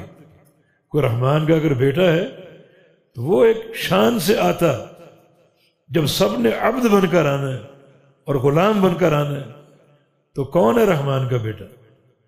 ان کل من فی السماوات والارض، نہیں ہے جو بھی آسمانوں میں اور زمینوں میں، الا مگر وہ آتی الرحمانی عبدن، وہ آنے والے ہیں رحمان کی طرف، رحمان کے پاس، عبدن عبد ہو کر، غلام ہو کر۔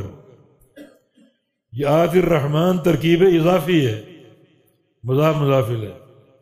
ایک قرأت میں یہ ترکیب، یہ رحمان مفعول واقع ہو رہا ہے آتی سے، اس میں آتی بغیر یا کے، آتن ہے، آتن، آتن الرحمن عبدن، آتن الرحمن عبدن، اب یہ مفعول واقع ہو رہا ہے، اور آتی الرحمن ہو تو مضاف الیہ واقع ہو رہا ہے، معنی دونوں کا ایک ہی ہے۔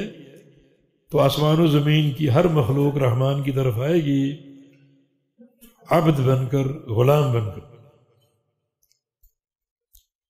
لقد احصاهم وعدهم عدا، البتہ تحقیق، یہ تاکید، یہ لقد لام جب آتا ہے تو وہ قسم کے معنی میں، وہاں قسم محذوف ہوتی ہے، اور قد حرف تحقیق ہے. جملے کی تقدیر یہ ہے کہ واللہ لقد احصاہم، اللہ کی قسم اللہ تعالیٰ ان کو گن چکا ہے. یہ احصا کا ایک معنی گھیرنا بھی، یہ سب اللہ کے گھیرے میں ہیں. وعدہم عدا، اور اللہ ان کو گن چکا، شمار کر چکا. یہ عدن مصدر اس لیے منصوب ہے، عدہ اس کا عامل ہے. لقد احصاہم، اللہ ان کو شمار کر چکا. اس کی مزید تاکید ہے کہ وعدہم عدا، اور خوب گن چکا. کوئی ایک شخص بھی اللہ تعالیٰ کے احاطے سے باہر نہیں ہوگا، اس کے شمار سے باہر نہیں ہوگا. اللہ تعالیٰ سب کو گن چکا ہے، اور سب کے سب اللہ تعالیٰ کی طرف اٹھائے جائیں گے عبد اور غلام بن کر. وَكُلُّهُمْ آتِيهِ، اور یہ سب کے سب آئیں گے اس کے پاس. یہی کی ضمیر رحمان کی طرف، سب کے سب آئیں گے اس کے پاس، یعنی رحمان کے پاس. کب؟ یوم القیامہ، قیامت کے دن. فردن، اکیلے اکیلے. اکیلے اکیلے آنے کا معنی کوئی مددگار حمایتی ساتھ نہیں ہوگا.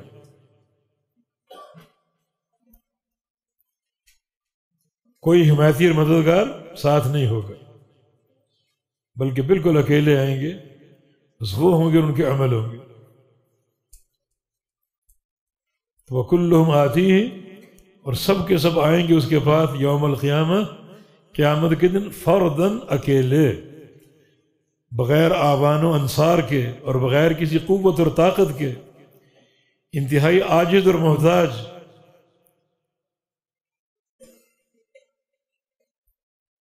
آگے نیا مضمون شروع ہو رہا ہے. ان الذین آمنوا وعملوا الصالحات، وہ تو کفار کا اور مشرکین کا ذکر، اللہ تعالیٰ کو ان سے اظہار ناراضگی. اب اہل ایمان کا ذکر جو سورت کے بالکل آخر میں آ رہا ہے، تاکہ یہ بات پوری طرح عیاں ہو جائے کہ رحمت کے اسباب کیا ہیں.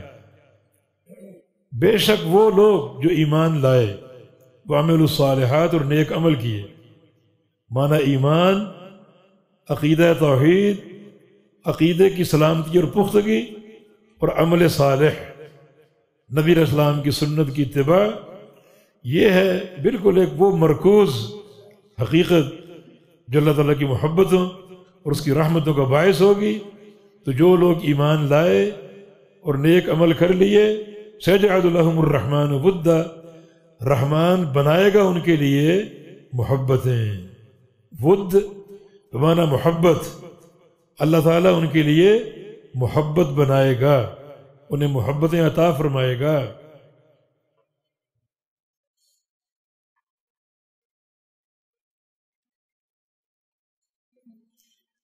ایک مفسر ہیں سعید بن جبیر، محدث بھی ہیں اور فقیہ اور مفسر بھی ہیں، عبداللہ بن عباس کے شاگرد تھے. انہوں نے اس کا ترجمہ کیا ہے اے یحبہم و یحببہم. یحبہم و یحببہم، محبت بنانے کا معنی یہ کہ اللہ ان سے محبت کرے گا اور اپنی مخلوقات کا اسے محبوب کر دے گا. ساری مخلوقات اس سے محبت کریں گی. محبت اللہ بھی کرے گا اور مخلوقات کا بھی محبوب بنا دے گا. یحبہم و یحببہم.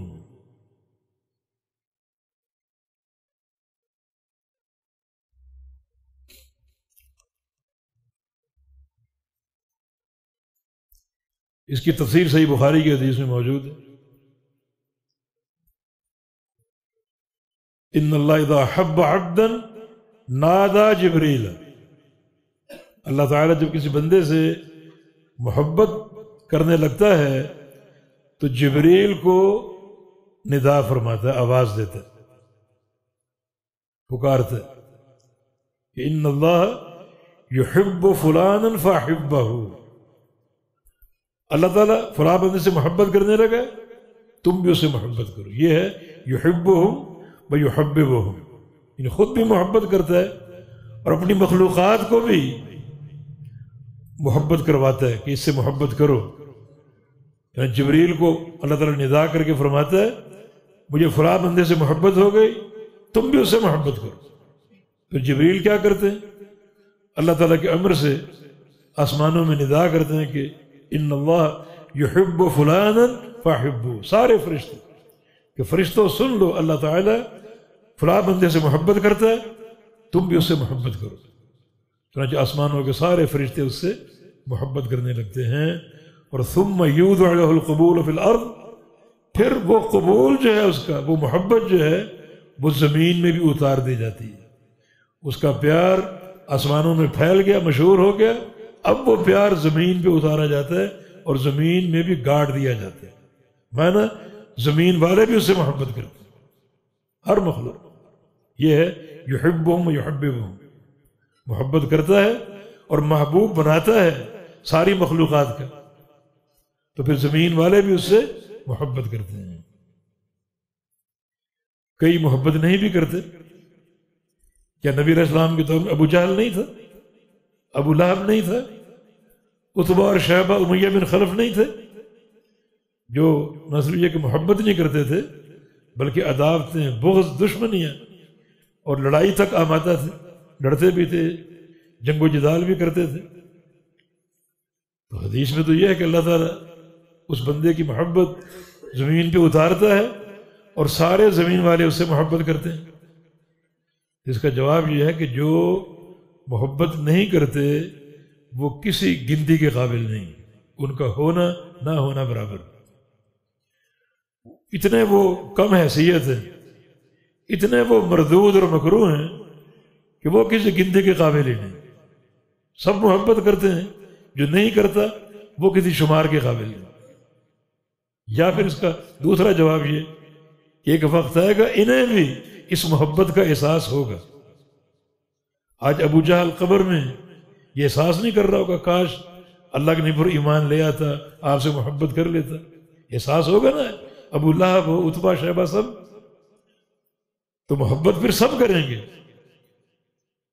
بالآخری نتیجہ برآمد ہوگا کہ کاش ہم نے فلاں سے محبت کر لی ہوتی. تو یحبہم یحبہم، اللہ خود محبت کرتا ہے اور ساری مخلوقات کا محبوب اس کو بنا دیتا ہے. یہ ہے اللہ تعالیٰ کی محبت اور اس کی عظمت. جس سے اللہ تعالیٰ کو نفرت ہو، بغض ہو، تو حدیث میں دوسرا پہلو بھی ہے.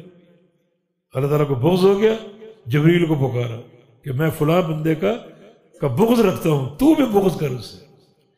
پھر جبریل آسمانوں میں اعلان کرتے ہیں کہ فلاں بندہ مبغوض ہے اللہ کا، سب اس سے بغض رکھو. اور پھر وہ بغض زمین پر بھی اتار دیا جاتا ہے. سارے زمین والے اس میں پانی، قطرے، درختوں کے پتے، ریت کے ذرے، سب اس سے بغض رکھتے ہیں. اور جو اس سے دوستی رکھتے ہیں اسی طرح وہ کسی شمار کے قابل نہیں. اور کل جب قبر میں پہنچیں گے تو ان کو احساس ہوگا کاش ہم نے فلاں کا بغض رکھا ہوتا، فلاں سے دوستی نہ کی ہوتی.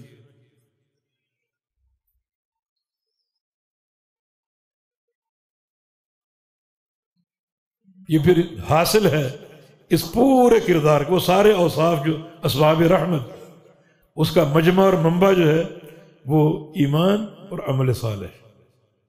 جتنے پیچھے عمل گزرے، کردار گزرے، انبیاء کے جو ہیں وہ خصائل گزرے، وہ سب کے سب اگر ایک ملخص بیان کریں تو ان الذین آمنوا وعملوا الصالحات، یہ چیز اگر پیدا ہو گئی رحمتیں حاصل ہوں گی اور رحمان کی محبتیں بھی حاصل ہوں گی. فإنما يسرناه بلسانك لتبشر به المتقين وتنذر به قوما لدا. بے شک ہم نے آسان کر دیا اسے، یعنی قرآن کو، بلسانک، آپ کی زبان میں، یعنی عربی زبان میں، اور ہے بھی آسان. وَلَقَدْ يَسَّرْنَا الْقُرْآنَ لِلذِّكْرِ فَهَلْ مِن مُدَّكِرٍ إِنَّمَا يَسَّرْنَاهُ بِلِسَانِكَ لَعَلَّهُمْ يَتَذَكَّرُونَ. یہ نصیحت ہے. نصیحت مشکل نہیں ہوتی. اگر ناصح نصیحت کرے اور مشکل الفاظ استعمال کرے کہ سننے والا سمجھ ہی نہ سکے، یہ خیر خواہی نہیں ہے۔ اللہ تعالیٰ سے بڑھ کر خیر خواہ کون ہو سکتا ہے، ناصح کون ہو سکتا ہے؟ اس لیے اس کا دعویٰ ہے کہ یہ قرآن انتہائی آسان۔ یہ کہنا انتہائی غلط ہے کہ قرآن مشکل ہے، حدیث مشکل، ہم اس کو سمجھ نہیں سکتے۔ اس کو سمجھنے کے لیے 18 علوم کی ضرورت ہے۔ منطق پڑھو، فلسفہ پڑھو، علم کلام پڑھو، وہ مردود قواعد پڑھو جن قواعد کی روح سے کتاب و سنت کو رد کرنا ممکن ہو اور اپنے مذہب کی حمایت کرنا ممکن ہو، تاکہ مذہب کو بچایا جا سکے۔ اپنی فقہ کی بالادستی کے لیے منطقی، فلسفی اور کلامی قواعد جو ہیں وہ پڑھو، تاکہ ان قواعد کی روشنی میں کتاب و سنت کے نصوص کا انکار ممکن ہو اور اپنے مذہب کی، فقہ کی حفاظت ممکن ہو۔ ظلم عظیم ہے۔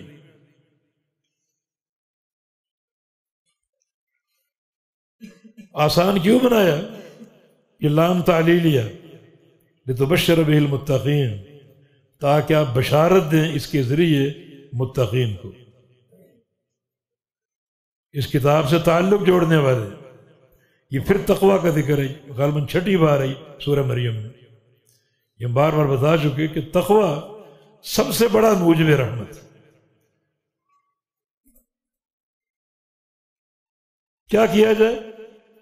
اللہ تعالیٰ کا خوف۔ کیسا خوف؟ اتنا بھاری کہ وہ گناہ کے آگے رکاوٹ بن جائے۔ اس خوف کی موجودگی میں گناہ ممکن نہ رہے۔ یا پھر تقویٰ کا دوسرا معنی امتثال امر اور ترک نواہی، اللہ اور اس کے رسول کا جو امر حکم ہے اس کی اتباع، اور جس چیز سے روکا اس سے بعد آ جاؤ۔ وما آتاکم الرسول فخذوہ وما نہاکم عنہ فانتہوا۔ آیت یہ تقویٰ ہی کی تعبیر ہے، تاکہ آپ بشارت دیں اس کے ذریعے متقین کو، وتنذر بہ قوما لدا، اور ڈرائیں اس کے ذریعے ایسی قوم کو جو جھگڑالو ہے۔ لد، جھگڑنے والی، چیخنے چلانے والی۔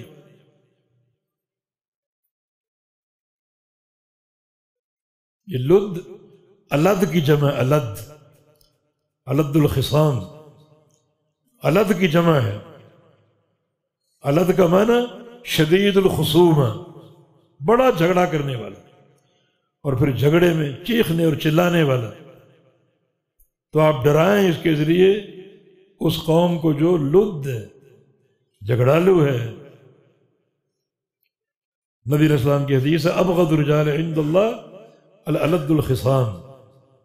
اللہ تعالیٰ کے نزدیک سب سے زیادہ مبغوض، بغض کا مستحق وہ شخص ہے جو جھگڑالو ہو اور ہر وقت چیختا چلاتا رہے۔ وہ اللہ کے نزدیک سب سے جھگڑالو۔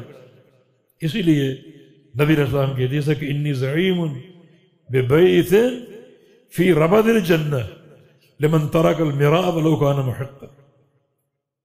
جو بندہ جھگڑنا چھوڑ دے، چلانا چھوڑ دے، اگرچہ وہ حق پر ہو، اگرچہ وہ سچا ہو، لیکن جھگڑا نہ کرے، چلائے نہ، نرم خوئی اختیار کرے، اچھا رویہ اپنائے، تو میں اس شخص کو ایک عالی شان محل کی ضمانت دیتا ہوں فی ربض الجنہ، جنت کے ربض میں۔ جنت کے ربض کے 2 معنی، ایک ہے وسط الجنہ، جنت کے وسط میں، اور جو شہر کا وسط ہوتا ہے اس کی زمین زیادہ قیمتی ہوتی ہے، جیسے صدر کا علاقہ زیادہ قیمتی ہے۔ اور ربض کا ایک معنی اطراف، جنت کے ایک طرف، ایک سائیڈ میں جو نئی کالونیاں بنتی ہیں وہ بڑی خوبصورت، جیسے بحریہ ٹاؤن بڑی خوبصورت ہے وہ۔ تو ربض کے دونوں معنی، اطراف یا وسط، دونوں جگہ قیمتی۔ تو میں یہ ضمانت اس جگہ جنت میں دیتا ہوں اس شخص کو جو جھگڑنا اور چلانا چھوڑ دے، خواہ وہ حق پر، اسے پتہ ہے کہ میں سچا ہوں، لیکن پھر بھی خاموشی اختیار کر لے، نرم رویہ اختیار کر لے، تو ایسے بندے کا انجام کیا ہے؟ اسے میں ضمانت دیتا ہوں جنت میں ایک عالی شان محل کی. وَكَمْ أَهْلَكْنَا قَبْلَهُمْ مِنْ قَرْنٍ، یہ کم خبریہ ہے، محل منصوب ہے، اس کا عامر اس کے بعد آ رہا ہے اہلکنا. یہ اہلکنا سے مفعول واقع ہو رہا ہے. اور کتنی ہی ہلاک کی ہم نے ان سے قبل، من قرن، امتیں، قومیں. انہیں بتا دو کہ ان سے قبل بڑی بڑی قومیں آئیں. یہ بلند و بالا دعوے کرنے والے، جھوٹ بولنے والے، ان کو بتا دو کہ ان سے قبل کتنی قومیں آئیں جن کو ہم نے تباہ و برباد کر دیا.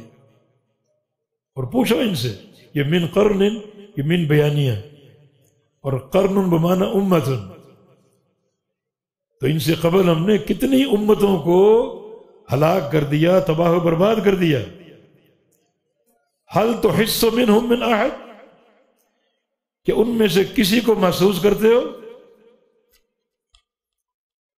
ان امتوں میں سے کوئی فرد دیکھتے ہو؟ کوئی نظر نہیں آتا. بڑی بڑی قوی قومیں، بڑے بڑے جثے بھاری بھرکم ہم نے پکڑا تو یک لخت ان کو برباد کر دی.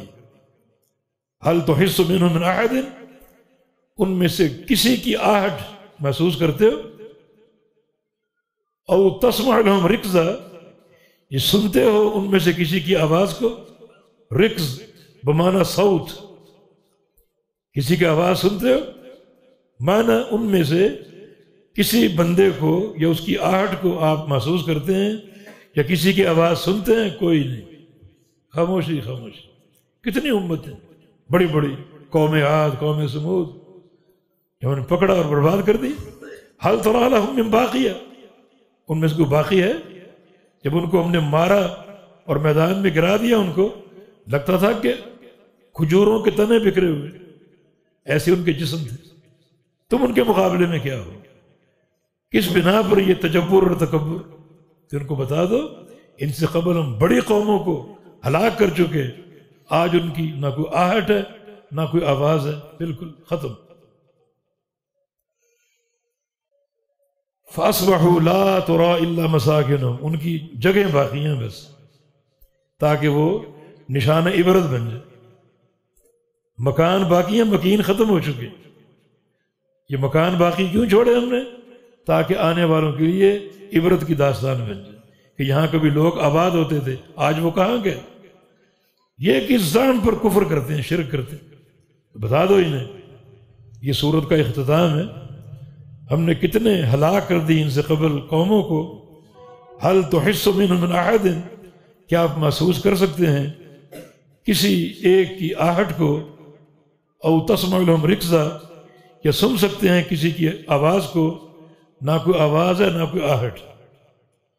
یہ حل نفی برائے نفی ہے، یعنی استفہام انکاری، کہ بالکل نہیں، نہ کسی کی کوئی حرکت ہے نہ کوئی آہٹ ہے نہ کسی کی کوئی آواز ہے.